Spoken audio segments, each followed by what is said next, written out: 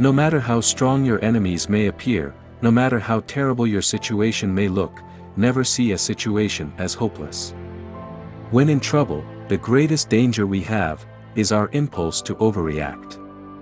During times of great adversity, it can be easy to exaggerate your enemy's strength and see yourself as weaker than you really are. But just because you think it doesn't mean it's true. Believing all your thoughts as fact is a recipe for endless suffering, because our thoughts are a mixture of facts, biases, judgments, opinions, our brain chemistry, limited information, and the inability to predict the future.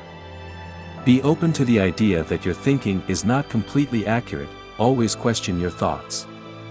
Understand that feeling hopeless will not help you. It's better to start acting as if you had hope by taking action. Sometimes we need to change our behavior first, before our feelings will come around. There is always something you can try, to make a problem better, or to change how you feel about it.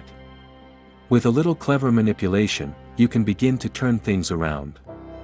That starts by getting out of your own way, and questioning your thoughts.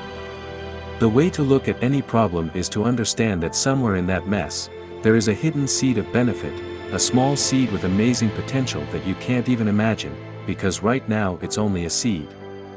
Only seeds, but they are always there, so you need to look for them relentlessly, and when you find them, nurture them, water them, and make them grow.